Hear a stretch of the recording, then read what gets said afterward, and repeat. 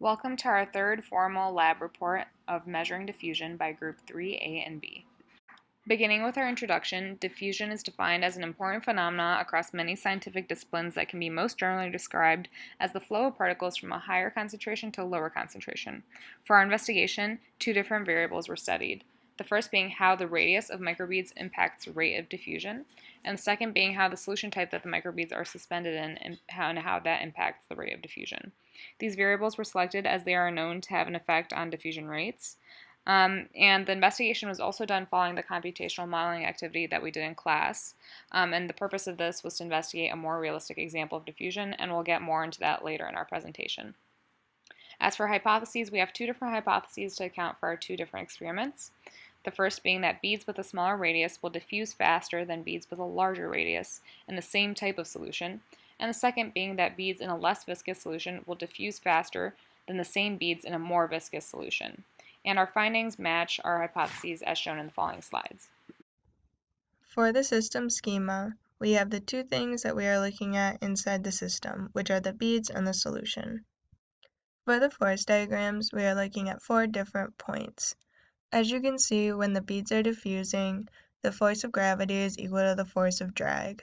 But this does not mean that there couldn't be other forces at play, such as the force of contact between the beads if they're colliding.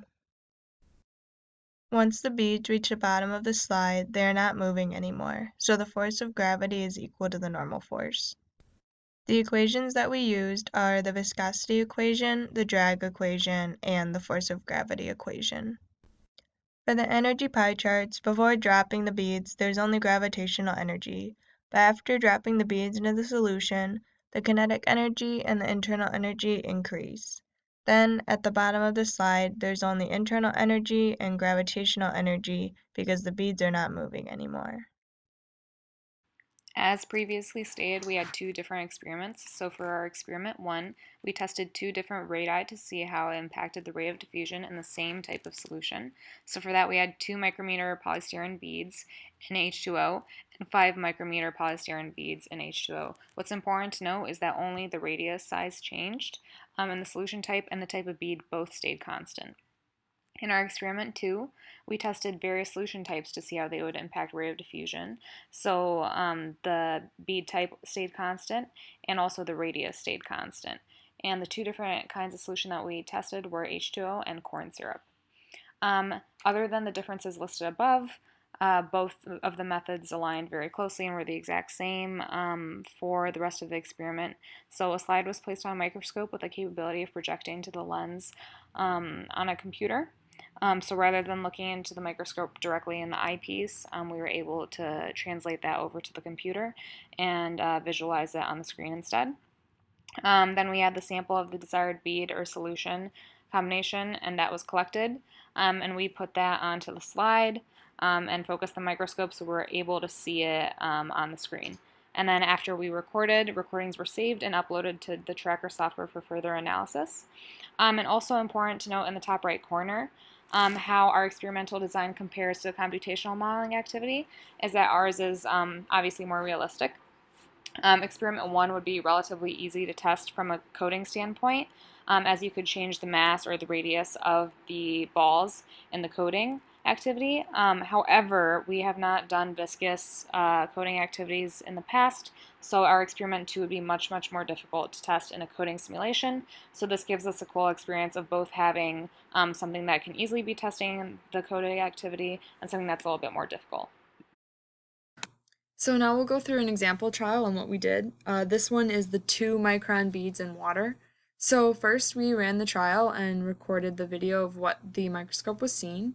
Next we uploaded it to Tracker and did all the formatting before doing the point mass and tracking a single bead across the screen. Next we used Tracker to give us the X position, the Y position, and the overall velocity of the bead from the video. And from there, we uploaded all the different velocities in this column into Excel, and using various calculations, we managed to find the average velocity, which in this case for the 2 microns in water, it was 5.78 times 10 to the negative 6 meters per second. This average velocity gave us an idea of the rate of diffusion, which we then compared to the other trials. Our results with the particles in the water versus the corn syrup were that the microbeads in the water diffused faster than the microbeads in the corn syrup. We assume this because we took the average velocities from the data from Tracker between the particles in water and the particles in corn syrup. And as you can see, the particles in the water moved faster. And we know that the average velocities correspond to the rates of diffusion of the particles. This happened because water is less viscous when compared to corn syrup. This allows for the particles to move around easier in it. The corn syrup is more viscous because it has larger intermolecular forces, and this reduces the average velocity of the particles in it. As the particles are larger and have more connections between them, it makes it more difficult for the particles to move around within that solution. Our results are pretty straightforward. We found that the 2 micrometer beads did diffuse faster than the 5 in water because they had a higher average rate of velocity, which corresponds to a higher rate of diffusion. So since the smaller beads have that larger average velocity, they will have a higher rate of diffusion. And this is due to Fick's law that simply states that smaller molecules will diffuse faster at a given temperature than larger ones. So if the energy input to the system is the same, the smaller ones have less mass to move, so therefore it takes less for them to move at the same rate than the larger ones.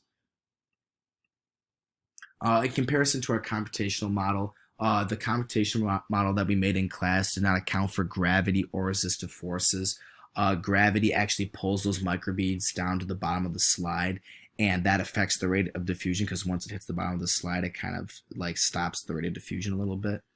And the resistive forces slow the predicted rate of diffusion down based on the viscosity, the thickness of the liquid, and the drag that the beads experience when moving through that liquid.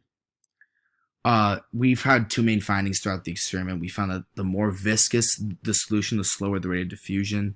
And that makes sense because corn syrup is more viscous due to larger IMFs, and this reduces the average velocity of the particles diffusing.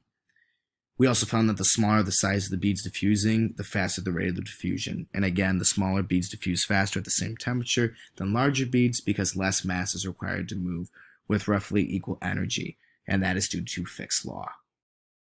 Some of the possible errors within this experiment were that some of the particles were not moving in the recording, which means that we could have been recording the bottom of the slide where the particles were laying dormant and there was nowhere else for them to go as gravity had already pulled them down to the bottom of the slide. There also could have been some contamination in the solution which altered the speed at which the microbeads diffused, as some foreign bodies could have been bumping into them and changing their speed overall. People leaning on the table when the recording was taking place could have changed the movement of the particles, as the table shifting could have changed how they moved in the water.